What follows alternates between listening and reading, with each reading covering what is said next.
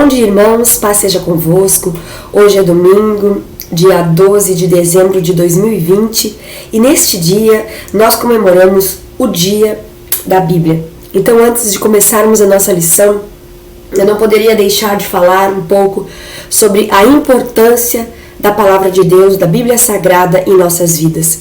A Bíblia, gente, é o livro mais vendido de todo o mundo.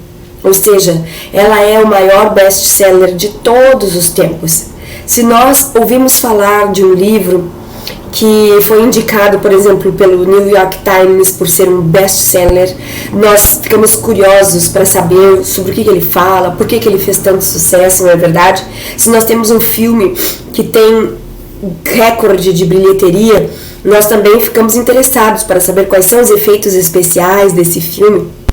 Será que o fato de a Palavra de Deus ser o livro mais vendido no mundo, em todos os tempos, não pode também trazer uma curiosidade e trazer um olhar diferenciado para este livro, sabendo que ele contém algo de muito extraordinário? Existem pessoas que acham que a Bíblia é um livro muito enigmático, difícil de entender, mas eu quero contar para vocês que nós temos uma ferramenta que abre todos os enigmas da Palavra de Deus, e essa ferramenta se chama Espírito Santo. Quando você for ler a Bíblia, peça ao Espírito Santo que te ensine, que abra o teu entendimento para que você possa compreender aquilo que está escrito na Palavra de Deus. Deus não escreveria algo que não fosse revelado a nós, que nós não entendêssemos. Que sentido faz Deus querer que nós conheçamos o seu plano e o seu plano ser escrito de um jeito que a gente não entende? Isso é um tabu, isso é uma falácia.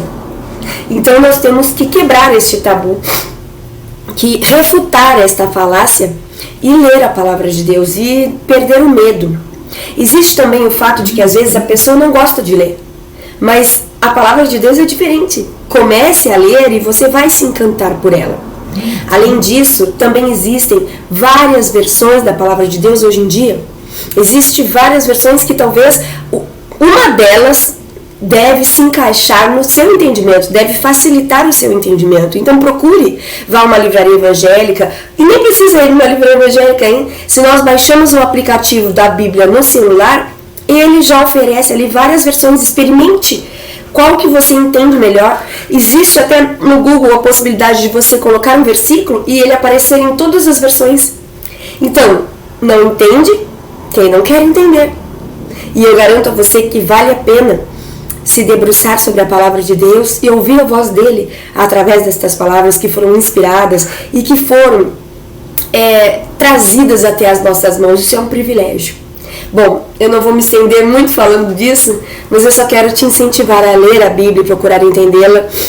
E com certeza a melhor ajuda não é do Google, não são as versões. A melhor ajuda é o Espírito Santo. Faça uma oração, peça a Ele, eu tenho certeza que Ele vai te ajudar. Gente, nós estamos na lição de número 2, que tem por título Débora fazendo diferença em ações e palavras. A nossa lição da semana anterior era Moisés, a diferença que a presença de Deus faz. Existe uma diferença, a presença de Deus na vida de Moisés, a presença de Deus acompanhando Moisés, né, na sua empreitada, no seu caminho, trouxe diferença. E agora nós vamos ver aqui que a Débora fez a diferença em ações e em palavras. Isso aqui não é Covid, é rinite, tá, gente? Eu inventei de comprar um Glade de cheirinho, e eu acho que é isso que tá me tirando do prumo aqui. Mas, gente, falando da lição, então, fazendo a diferença em ações e palavras. Eu até troco, fazendo a diferença em palavras, em ações e palavras. Na verdade, o título é em ações e palavras. E então é isso aí. Gente, o texto do dia dessa lição é: E enviou e chamou a Baraque e disse-lhe: Porventura o Senhor Deus de Israel não deu ordem dizendo: Vai e atrai gente ao monte de Tabor e toma contigo 10.000 homens dos filhos de Naftali e dos filhos de Zebulon? Juízes 4:6.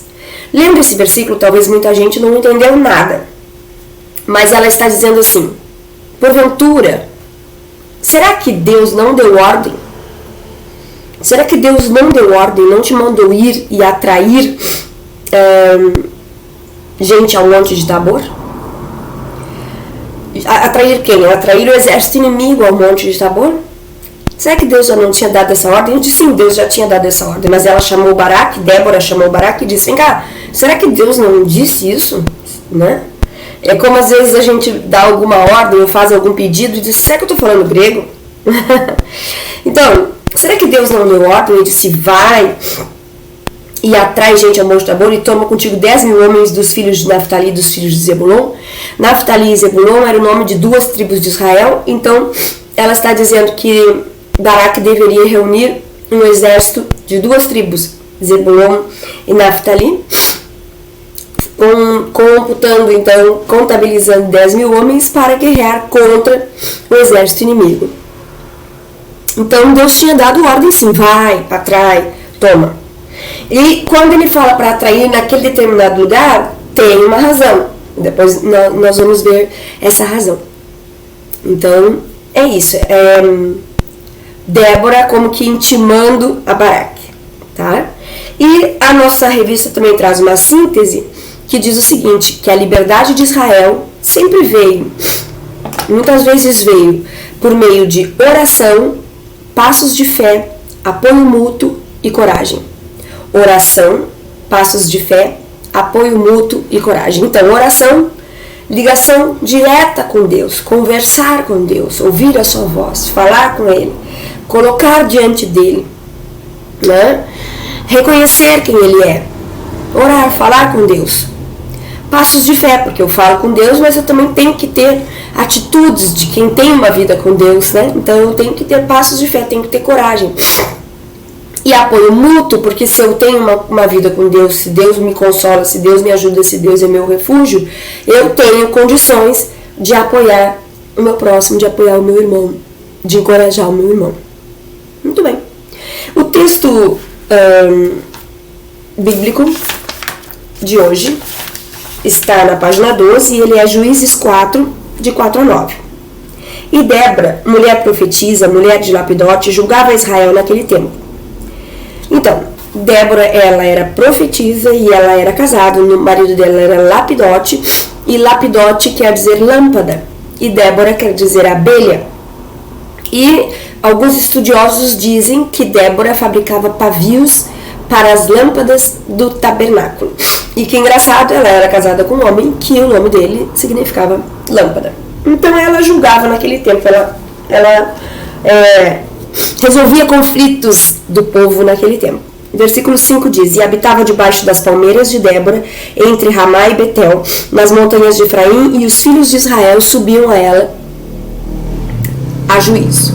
Então, se eles tinham algum problema, eles iam procurar Débora para que ela então julgasse, para que ela aconselhasse, para que ela desse orientações com a sabedoria de Deus.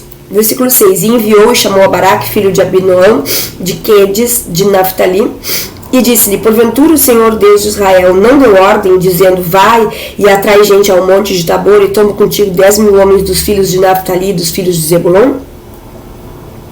Essa região, onde ele pediu que atraísse, era uma região pantanosa, ou seja, uma região úmida, né?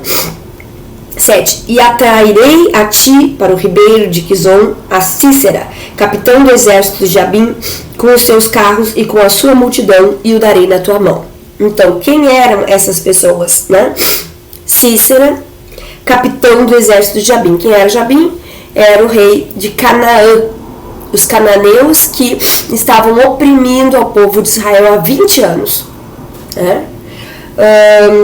E então Deus iria atrair a este vale, neste ribeiro, Jabim com seus carros, com a sua multidão, e Deus ia entregar Jabim e o seu exército e Cícera nas mãos de Israel através de Baraque. Então ele disse Baraque, se fores comigo, irei, porém se não fores comigo, não irei. Então ele disse para Débora, se tu fores comigo, eu irei, se não fores, eu não vou. Então Débora trouxe a palavra de que era para ele ir, que Deus entregaria nas mãos dele, mas ele disse, eu quero que tu vá comigo.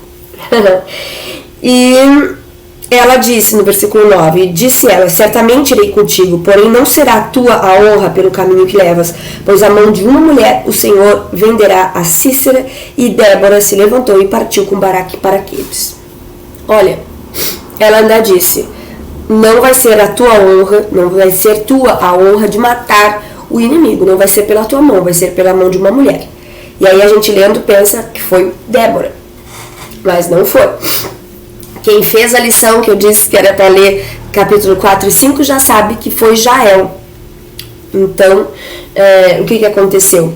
Realmente, eles foram para este ribeiro de Quede, e quando eles estavam lá, Deus fez chover granizo, e o exército de Jabim tinha 900 carros, tinha um poder bélico superior ao exército de Israel, só que com a chuva, isso diminuiu o poder de fogo do exército de Jabim, liderado por Cícera, e também o fato de ser um lugar pantanoso, como eu tinha dito, aconteceu que os carros de ferro não andavam, as rodas não giravam, todo aquele poder ficou inútil no meio da guerra, e o povo então do exército de Cícera foi totalmente exterminado, e Cícera fugiu.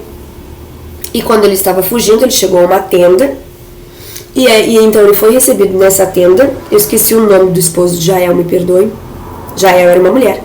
E ele foi recebido, deram leite para ele, aí ele se deitou, se tapou com um tapete para se esconder, e Jael pegou o martelo e matou Cícera. E Jael não era israelita, também não era cananeia, mas ela fez algo, porque Deus, ele sabe o que faz, ele usa quem ele quiser usar, né, para fazer a sua vontade. Muito bem. A parte 1, nós vamos ainda pensar um pouco sobre isso, né, mas a parte 1 da nossa lição diz: Israel e a velha rebeldia em uma nova terra. Então, Israel na terra prometida. Em Deuteronômio 6, de 10 a 15, descreve exatamente o que aconteceu com o povo, o que Deus fez pelo povo. Diz assim: o Senhor, o seu Deus, os conduzirá à terra que jurou a seus antepassados, Abraão, Isaque e Jacó, dar a vocês. Terra com grandes e boas cidades que vocês não construíram, com casas cheias de tudo que há de melhor, de coisas que vocês não produziram, com cisternas que vocês não cavaram, ou seja, com poços que vocês não cavaram, com vinhas e oliveiras que vocês não plantaram. Quando isso acontecer e vocês comerem e ficarem satisfeitos, tenham cuidado. Não esqueçam o Senhor que os tirou do Egito, da terra da escravidão. Temam o Senhor seu Deus e só a Ele prestem culto, e jurem somente pelo seu nome. Não sigam outros deuses, os deuses dos povos ao redor. Pois o Senhor, o seu Deus, que está no meio de vocês, é Deus zeloso. A ira do Senhor, o seu Deus, se acenderá contra vocês, e Ele os banirá da face da terra. Então, Israel já estava na terra prometida. Nós vimos na semana passada, Moisés ajudou o povo a sair do Egito, a se libertar do Egito, e caminhou com ele pelo deserto, né? Depois veio Josué, que continuou a caminhada do povo, levando até a terra prometida. E eles então chegam na cidade prometida, que recebem cidades que não construíram, recebem casas cheias de bens, bebem água de poços que eles não cavaram, usufruem de plantações que não semearam. Mas em troca disso, em contrapartida, eles deveriam não se esquecer do Senhor. E adivinha? Foi exatamente o que eles fizeram, se esqueceram do Senhor. Eles deveriam seguir os mandamentos. Que mandamentos? De praticar a justiça uns para com os outros, né? E ensinar às gerações futuras o que Deus os fez presenciar. Então eles deveriam testemunhar, falar, fazer conhecer o Deus de Israel para as novas gerações. Só que quando o povo então entrou na terra prometida, ele não se guardou da influência daquele ambiente. Ele não se guardou dos hábitos dos antigos moradores daquela terra. Ao contrário, eles passaram a ter os mesmos hábitos dos moradores daquela terra. E eu quero então meditar com vocês em 3 partes aqui, ó. Não poderiam se esquecer do Senhor. Gente, será que nós não temos nos esquecido do Senhor quando nós chegamos num momento de conforto, numa zona de conforto nas nossas vidas? Ou talvez querendo obter esse conforto, nós nos envolvemos com tantas coisas que nos esquecemos do Senhor? Será que nós não temos nos esquecido do Senhor? E se esquecer do Senhor tem uma consequência. Nós vamos ver que o povo passou a ser oprimido pelos cananeus justamente porque se esqueceu do Senhor. Se eles tivessem sido obedientes, Deus ia sim suprir todas as suas necessidades e não permitiria que um povo estrangeiro, né, oprimisse a eles. Mas por conta da sua desobediência, eles ficaram oprimidos pelos cananeus por 20 anos. Ou seja, tinham que pagar impostos, tinham que pagar para ter alimentos, eram usados, enfim, oprimidos mesmo. E se eles obedecessem, isso seria diferente. Só que quando eles se sentiram realmente oprimidos, eles clamaram ao Senhor. E Deus então vai prover o livramento para eles, como nós vimos na nossa leitura aqui. Então, nós vamos esperar vir o tempo da opressão para nos lembrarmos do nosso Deus? Hoje é dia de nos lembrarmos do nosso Deus. Lembre-se dele, lembre-se de se lembrar dele. Lembre-se de lembrar de fazer a sua oração, de fazer o seu devocional, de fazer a sua leitura bíblica, de colaborar no compartilhar ali no nosso grupo sobre as nossas conclusões. Por mais simples que seja o nosso comentário, sempre pode ajudar alguém a compreender a vontade e a palavra de Deus. Então que a gente não venha a nos esquecermos do nosso Deus, ao contrário. E que eu possa te ajudar a lembrar e que você possa me ajudar a lembrar de Deus. Outra coisa é que ele deixou os mandamentos de praticar a justiça uns para com os outros e de ensinar as futuras gerações. O que nós temos feito de justiça uns para com os outros? Ou será que nós somos propagadores da injustiça? Será que nós nos alegramos em contar boas notícias? Será que nós nos alegramos em ouvir boas notícias dos nossos irmãos? Ou será que nós preferimos ouvir más notícias porque isso acalma o nosso ego? Ou será que nós temos sido injustos com pessoas que talvez não tiveram a nossa trajetória, com pessoas que talvez não saibam o que nós sabemos, se é que nós sabemos alguma coisa? E aí nós tratamos essas pessoas como nós agiríamos, mas não somos as mesmas pessoas e precisamos nos colocar no lugar do outro para compreender às vezes os seus vacilos. Assim como também o seu sucesso, porque a gente pode ver alguém que está no topo, que está tendo algum sucesso em alguma coisa, mas esse sucesso não veio do nada, houve uma trajetória, né? E nós precisamos enxergar e respeitar isso também. Então, praticar a justiça uns para com os outros é outro item. Não nos esquecermos dele, praticarmos a justiça uns para com os outros. E ensinar as gerações futuras. Quem são as gerações futuras? Os nossos filhos, sim. Os filhos dos nossos amigos, pessoas mais jovens com quem nós convivemos. Ensinar a estas gerações o que Deus nos fez presenciar. Agora, se nós vivemos reclamando da vida, se nós vivemos exclamando as nossas mazelas, o que nós temos ensinado que Deus faz? Deus não faz nada, porque nós vivemos numa ansiedade, numa angústia, numa tristeza, numa reclamação sem fim. O que Deus fez? Agora, se nós vivemos como quem tem esperança, se nós vivemos como quem crê na palavra de Deus, se nós olhamos para frente, se nós não nos guiamos por vistas, mas guiamos por aquilo que Deus mostra para nós, aí nós estamos ensinando as gerações. Agora, porque não vai adiantar nada eu fazer ler a Bíblia, eu fazer orar, se eu não viver a vida de Deus, se eu não crer nisso. Claro que nós vamos ter algum momento de vacilo, mas isso não é o nosso dia a dia. Nós precisamos ser pessoas alegres, pessoas felizes, pessoas que olham para o futuro com esperança, apesar de vivermos dificuldades hoje. Então que a gente possa ensinar à geração futura o que Deus nos fez presenciar. E Ele nos faz presenciar, sim, que Ele nos leva mais alto do que este mundo, em lugares altos, que Ele nos faz passar por cima das dificuldades e viver as dificuldades de uma forma diferenciada. E também o povo não se guardou dos hábitos dos antigos moradores. Quais têm sido os nossos hábitos?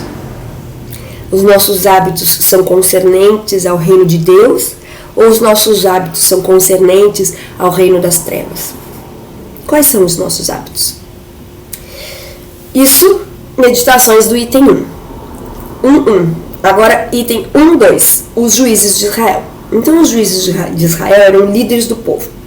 Inicialmente, Deus chamou Moisés, Moisés foi o libertador, Moisés foi o legislador e ele encaminhou o povo para a terra prometida, sim, através do deserto. Mas quem realmente entrou com o povo na terra prometida foi Josué. Moisés morreu e Josué foi o seu sucessor.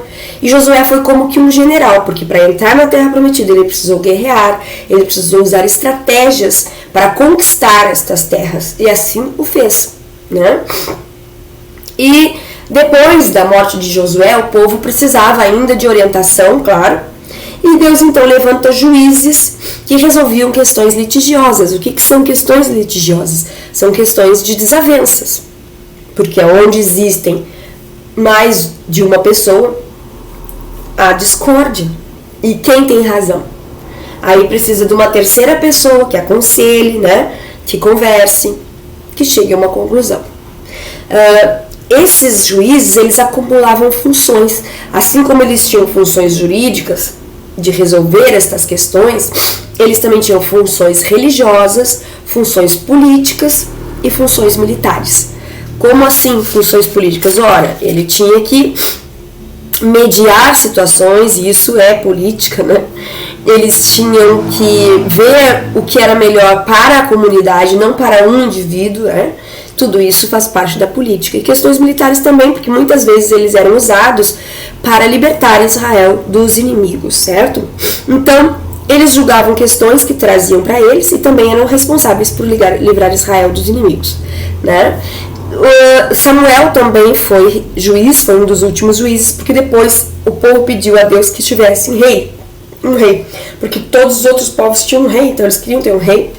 Vejam como eles se baseavam mesmo nos hábitos dos moradores ao redor. E eles queriam um rei. Então, depois de Samuel foi o juiz que ungiu um rei para o povo de Israel. Item 1.3. Os dias de Débora. Em Juízes 2.10 diz assim: outra geração após eles se levantou que não conhecia o Senhor, nem tampouco a obra que fizera a Israel. Então, depois do povo lá que conviveu com Josué, veio uma outra geração que não conhecia o Senhor. Então, não foi de um momento para o outro que aconteceu esse esquecimento de Deus, das coisas de Deus. Não foi de um momento para o outro que teve essa mudança no pensamento e nas atitudes em relação a Deus. Foi gradativo. Então, nós sabemos que isso pode acontecer com o tempo. Então, nós temos que sempre estar buscando não nos esquecermos do Senhor, praticar a justiça uns para com os outros, ensinar a geração vindoura sobre o que Deus é e o que Deus fez e faz conosco, certo? Cada geração precisa ter a sua experiência com Deus. É uma frase que está na nossa revista. Cada geração precisa ter a sua experiência com Deus. E quem que vai incentivar, quem que vai trazer essa geração para essa experiência? Somos nós, é a nossa responsabilidade. A geração de Josué, por exemplo, e até a de Moisés, viu muitos milagres, presenciou com seus próprios olhos, vivenciou esses milagres. E mesmo assim, essa geração lá no deserto se esqueceu de Deus, bem rapidinho. Bem depois de ter passado pelo Mar Vermelho, se esqueceu de Deus, fez um bezerro de ouro. Aí você vai me dizer, eu não fiz um bezerro de ouro, mas não escutou nunca uma pregação sobre isso, onde não é um bezerro feito realmente, mas é uma coisa que eu coloco no lugar de Deus. Então daqui a pouco é o meu trabalho que se coloca no lugar de Deus. Aí eu começo a trabalhar e não tenho tempo para Deus, e não me dedico para Deus. Ou eu coloco um filho no lugar de Deus, ou eu coloco um relacionamento no lugar de Deus, e aquele é o meu bezerro de ouro, aquilo que é o que eu só penso, é só o que eu penso, né? É só o que eu exalto, é só o que aparece no meu Facebook. Porque é aquilo que é a coisa mais importante para mim, que eu coloco no lugar de Deus. Isso é um bezerro de ouro. E aí nós vamos nos esquecendo de Deus. Não parece tão impossível. Não pense que é tão impossível, porque aconteceu com o povo que passou a pés enxutos pelo Mar Vermelho. Se logo depois eles conseguiram se esquecer, nós não somos assim tão superiores a eles. Né? Nós precisamos ter olho vivo em relação a isso. E esse povo lá da época de Moisés esqueceu, o povo da época de Josué, que também viveu coisas maravilhosas, estava desfrutando de uma terra maravilhosa, também se esqueceu de quem o havia colocado ali. Então, se esses que vivenciaram tudo isso, imagina a nova geração. E aí eu trago para nós também, se esses que andaram com Moisés, que andaram com Josué, que conquistaram terras, que viram grandes feitos, e nós? Parece que esse povo vivia para isso, vivia vivenciando isso, e nós temos, parece, tanta coisa no nosso dia a dia que a gente tem que cumprir e fazer. Não podemos nos esquecer do nosso Deus. Então, Débora e Baraque, por conta dessa geração estar esquecida, eles viram a opressão cananita e eles foram desafiados por Deus a obedecer a Deus e libertar Israel. Essa história, irmãos, é uma história de fé, mas é também uma história de dúvida, é uma história de limitações, mas é também uma história de companheirismo e vitória. Eu achei muito legal, essas palavras estão na nossa lição e são 5 palavras. Dessas 5, a fé é muito legal, limitação já não é tanto, dúvida já não é tanto, companheirismo é muito legal e vitória é muito legal. Então nós estamos 3 a 5. Tinham 2 defeitos, 2 coisas não tão positivas, que eram dúvida e limitações. Ora, se eu tenho limitações, eu tenho dúvidas de que eu vou conseguir fazer alguma coisa. E às vezes nós olhamos para as nossas limitações. Moisés olhou para a sua limitação, lembra que ele deu desculpas para Deus? Tem uma parte que é uma humildade, que nós reconhecemos que nós não somos capazes, mas para esta parte tem a parte da fé. Que nós temos que crer que Deus é capaz de nos capacitar, de nos usar, de fazer aquilo que Ele disse que ia fazer. E tem a parte da dúvida. A parte da dúvida, ela é tratada aqui nessa história de uma forma muito legal e que eu acho que a gente precisa pensar um pouquinho sobre isso. Às vezes, se alguém nos apresenta a dúvida, nós achamos que aquela pessoa é fraca. Mas se essa pessoa olha as circunstâncias, como Baraque olhou as circunstâncias, um exército pequeno comparado ao exército de Cícera, sem carros de ferro, sem o poder bélico que pudesse ser comparado ao de Cícera, não, nada disso. Então ele viu as limitações e ficou em dúvida de que se ele realmente conseguiria libertar Israel. Mas, para a sua dúvida, teve o companheirismo. Viu que legal? Olha, para a limitação, teve a fé. Deus está contigo. Deus mandou. Vamos lá. Para a dúvida, teve o companheirismo. Eu vou junto. Se tu está duvidando, eu vou junto contigo. E aí, ó, essas 2 fraquezinhas juntas com essas 2 coisas bem legais, esses valores importantíssimos, trouxeram a vitória. Limitação, tenha fé. Todos nós temos limitações, mas se nós tivermos fé, nós podemos vencer essas limitações. Vejam, em qualquer circunstância, eu não consigo ler, mas eu vou perseverar, eu vou treinar e eu vou conseguir. Se eu tenho dúvida, se eu tiver alguém do meu lado que me dê segurança, eu vou vencer minhas dúvidas, que me passe segurança. E aí, isso é o que? O companheirismo. Então, essas 2 coisas aliadas vencem a dúvida e a limitação, a fé e o companheirismo. E aí, chega a vitória. Nós somos, irmãos, constantemente desafiados a obedecer a Deus, ajudando uns aos outros. Animando a fé do nosso irmão. Agora, se eu não tenho fé, se eu não sou animada, como é que eu vou animar a fé do outro? Então nós somos desafiados a obedecer a Deus, ajudando aos outros, ajudando na fé ajudando nas limitações, estando ao lado, sendo companheiro, compartilhando o pão. E o melhor pão que nós temos para compartilhar é esse aqui, é a palavra de Deus, o pão, né? E o próprio Jesus, que é o pão da vida que desceu do céu. Esse é o pão que nós temos que compartilhar. Companheiros que compartem o pão. Nada a ver com outras coisas, hein, irmãos?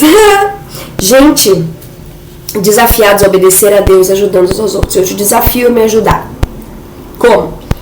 Assistindo às nossas aulas, compartilhando ali no nosso grupo as suas conclusões. Você me ajuda.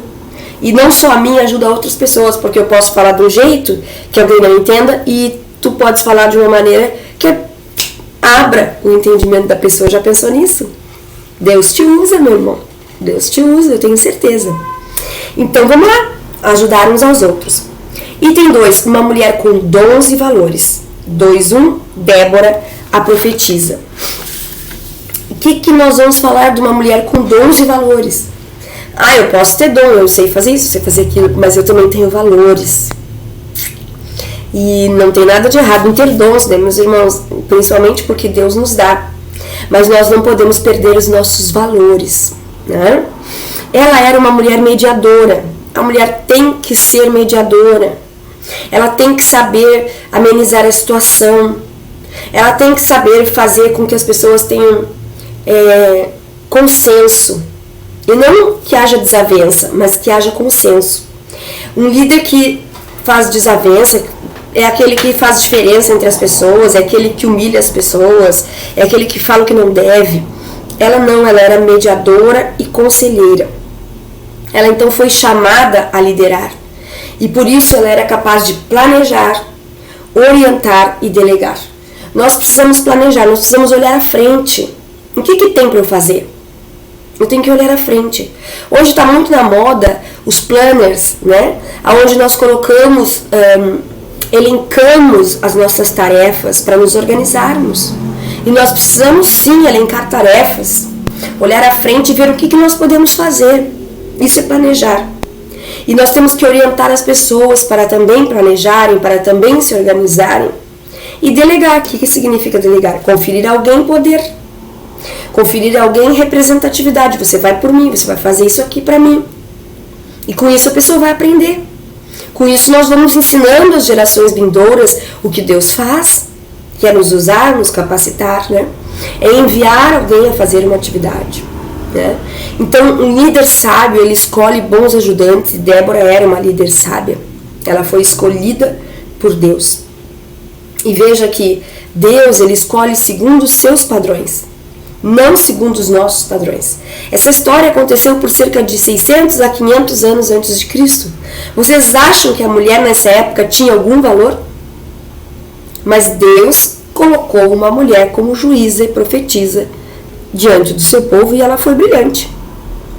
Na questão de liderança, ela foi maravilhosa. Porque não é fácil ser mediador, não é fácil aconselhar, não é fácil planejar, orientar e delegar. Muitas pessoas não conseguem. Centralizam, não conseguem dividir, não enxergam os potenciais, né, de cada um. Mas ela foi uma líder sábia, uma líder abençoada por Deus, dirigida por Deus. Juízes 4:3 diz assim: clamaram ao Senhor porquanto Jabim, rei de Canaã, tinha 900 carros de ferro e por 20 anos oprimia os filhos de Israel violentamente. Eu tinha esquecido de dar esse detalhe, que ele oprimia Israel violentamente. O chefe então do exército era Cícera. Gente, é triste quando nós nos lembramos de Deus somente nos momentos de aperto e de dificuldade. E foi o que o povo de Israel fez. E é o que o povo de Deus hoje em dia muitas vezes faz também. Se lembra mais de Deus, se achega mais a Deus nos momentos de aperto e de dificuldade. Então, se Israel tivesse seguido os padrões de Deus, ele estaria garantindo, né, a certeza de uma vida protegida pelo próprio Deus. Mas, infelizmente, Israel preferiu desobedecer e sofria, muitas vezes, ciclos de opressões. Então vivia anos de opressão, clamava a Deus, Deus libertava.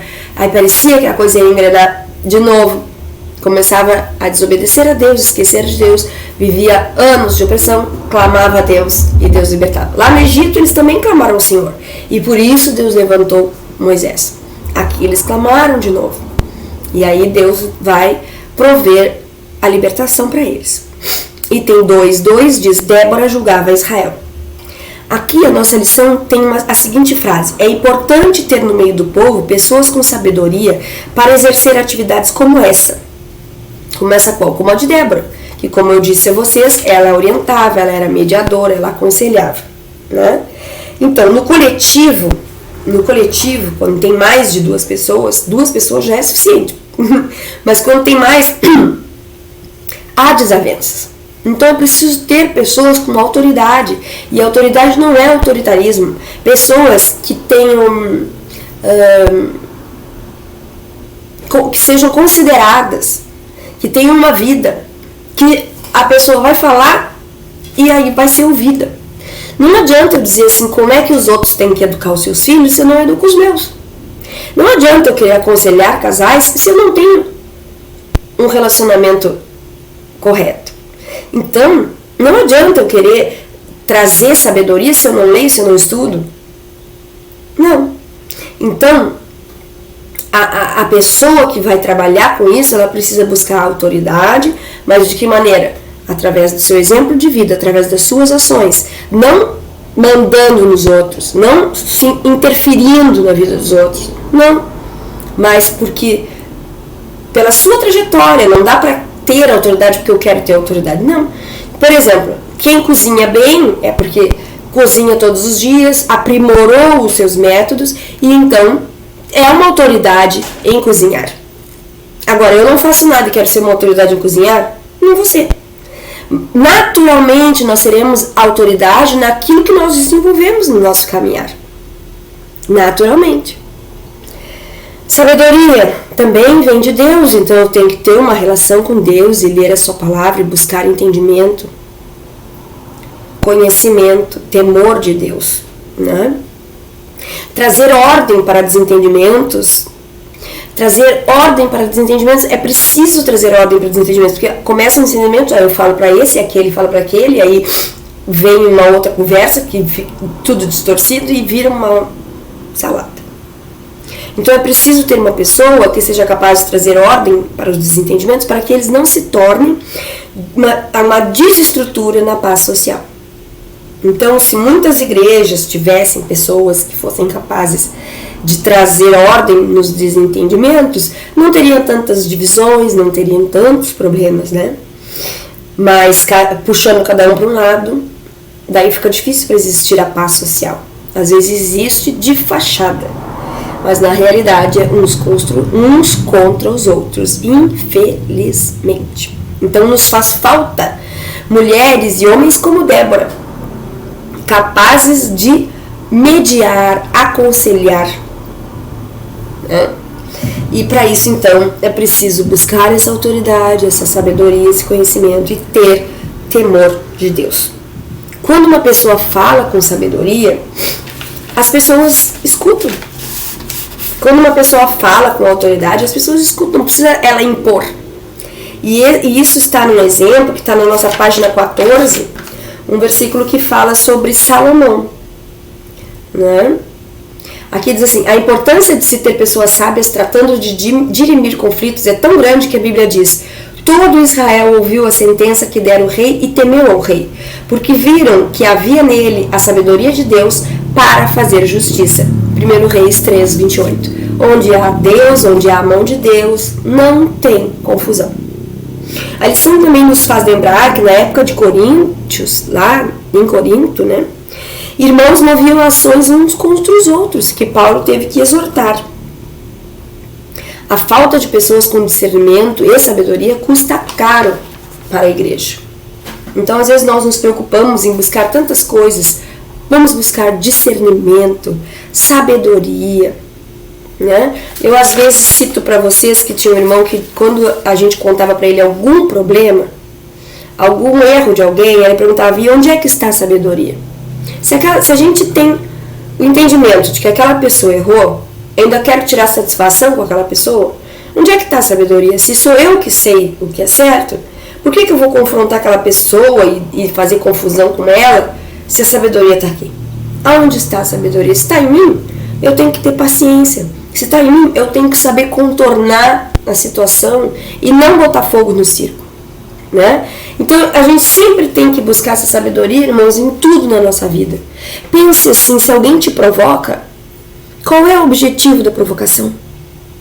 Neutralize o objetivo da provocação. Se alguém fala mal de ti, qual é o objetivo? É te entristecer? Não dê bola. Qual é o objetivo? É te paralisar? Não pare. Nós temos que neutralizar. Sempre que acontecer uma circunstância desagradável, pense qual é o objetivo e haja para neutralizar esse objetivo. Já pensou nisso? Isso é sabedoria. Item 2.3 diz, a mensagem a Baraque. Parece que Baraque não tinha experiência militar. E aí, então, pensa bem, se tu não é um grande estrategista militar e fica sabendo que o exército inimigo tem 900 carros, tem uma estrutura bélica superior, e tu vai com 2 tribos para o Ribeiro de Quizon, e lá tu vais encontrar Cícera, que é o general do exército de Jabim, cananeu. O que aconteceu com Baraque? Ele ficou assustado. Só que Deus sabe o que faz. Baraque ficou assustado, mas Deus sabe o que faz. E nós, pequenos Baraques aí dos dias de hoje, nós vamos nos assustar às vezes em alguma circunstância, mas precisamos lembrar que Deus sabe o que faz. E se algum dia eu agir como Baraque, eu espero que uma das Déboras aí que me escutem possam me dizer, vem cá, Deus está falando grego contigo? Vai, enfrenta, certo? E aí nós vimos aqui no item 3.1, Débora encoraja a Baraque.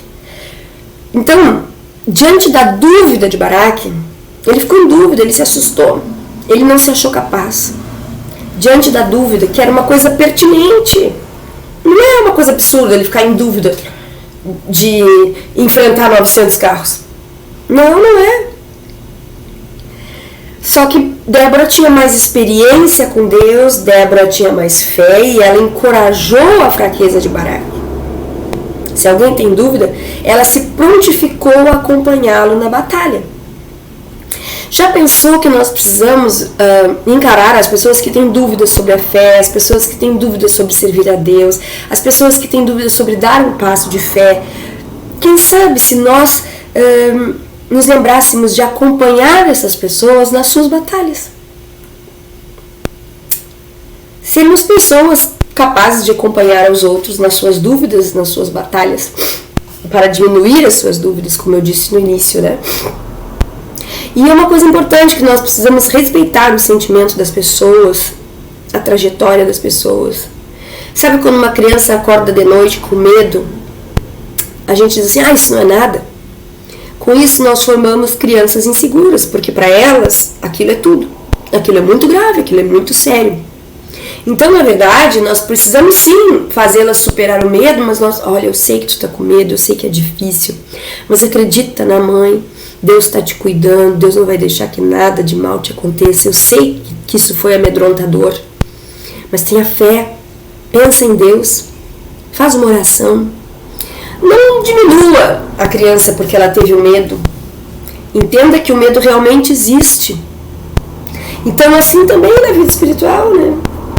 Se a pessoa está começando, se a pessoa não tem a experiência, uma geração vindoura que ainda não teve as experiências com Deus que a geração da qual a gente faz parte já teve,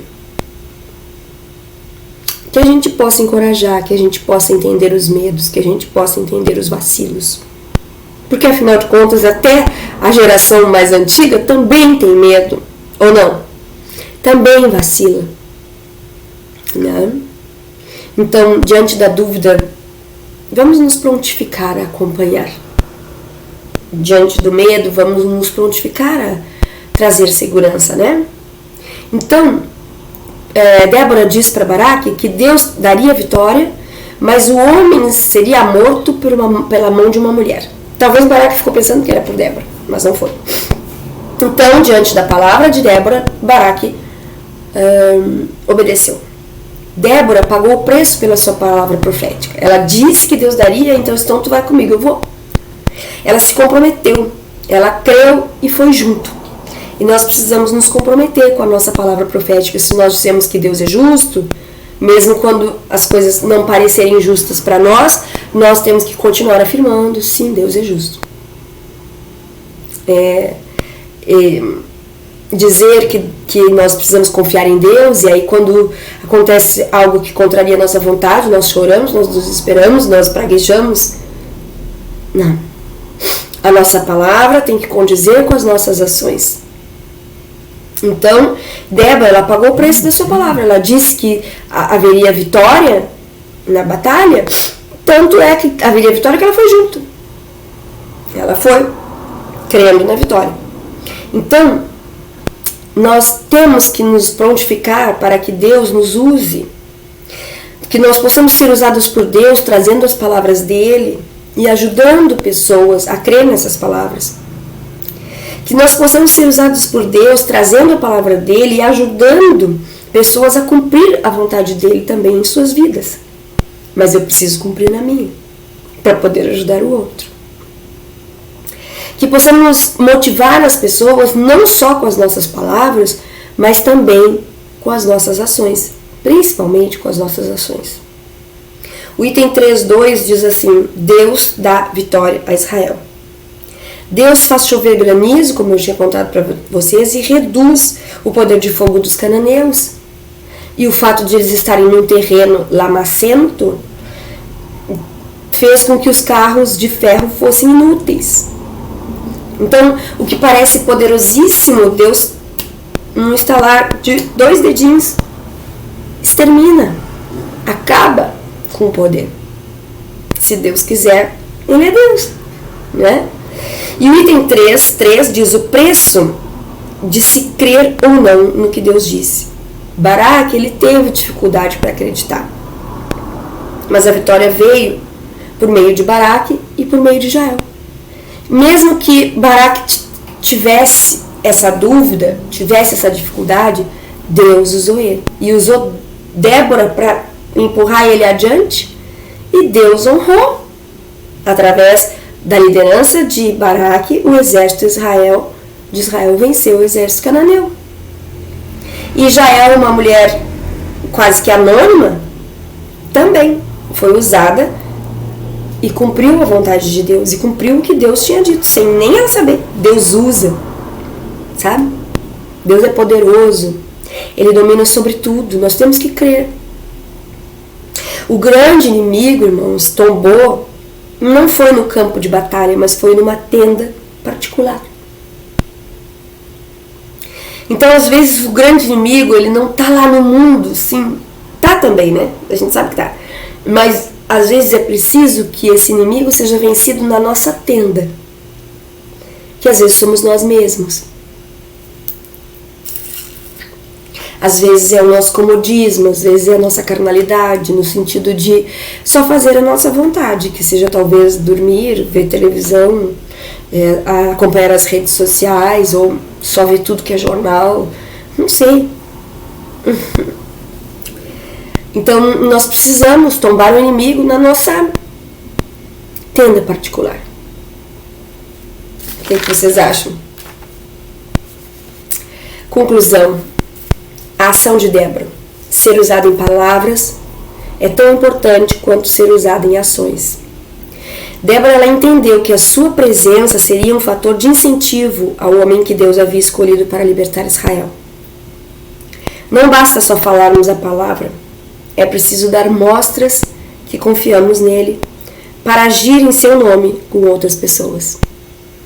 Eu vou ficar com uma frase que diz aqui: Débora entendeu que a sua presença seria um fator de incentivo ao homem que Deus havia escolhido para libertar Israel.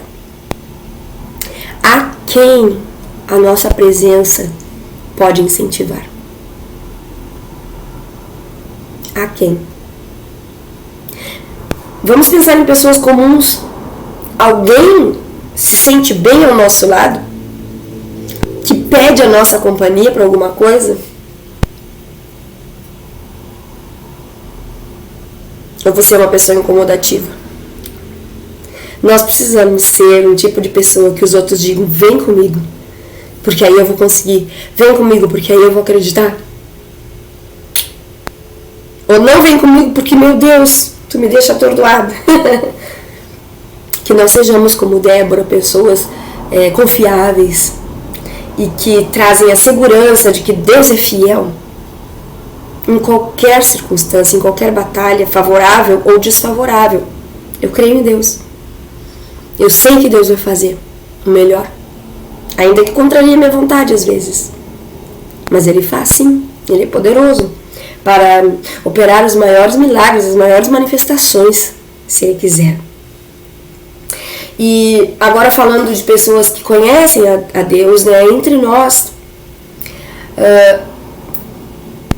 será que você já entendeu que a sua presença pode incentivar homens que Deus escolheu, homens e mulheres que Deus escolheu? Já pensou que a sua presença no grupo missionário pode incentivar homens e mulheres que Deus escolheu? Já pensou que a sua presença num culto, quando se pode ser presencial, pode incentivar homens e mulheres que Deus escolheu? Ou você só quer ser uma Débora que vai lá na guerra que tu tem certeza que vai ser ganha? A nossa guerra é aqui, irmãos. Não espere os 900 carros. Não espere os 20 anos de opressão. Se coloque ao lado para incentivar homens de Deus, homens e mulheres de Deus. Vamos nos fazer um grande exército poderoso de pessoas confiáveis, de pessoas que se ajudam mutuamente, que fazem justiça uns aos outros, que carregam uns aos outros, que entendem a dúvida, a limitação e suprem isso com fé e companheirismo. Débora foi essa mulher extraordinária. Os irmãos colocaram ali no grupo várias características: líder, empoderada, como disse a Rebeca. Vamos ser pessoas empoderadas, não pessoas que se escondem, pessoas que andam curvadas, mas pessoas que estufam o peito e sabem que Deus sustenta, que Deus guia com seu braço forte. Eu creio nisso. Eu creio que Deus quer levantar Déboras. Eu creio que Deus quer fortalecer Baraques. Eu creio que Deus quer usar Jaéis desconhecidos para nos abençoar, para nos dar a vitória. E Ele faz isso todos os dias. Creia nisso, não tenha medo. Mas também se disponha a ajudar e a abençoar os outros. Não apenas com palavras, mas também com ações. Faça a diferença com as suas palavras e com as suas ações. Vamos ensinar a geração vindoura quem é Deus. Vamos? Que Deus te abençoe e que todas essas palavras possam ecoar no teu coração, na tua alma, e que nós possamos ser melhores para Deus, sendo melhores uns para com os outros.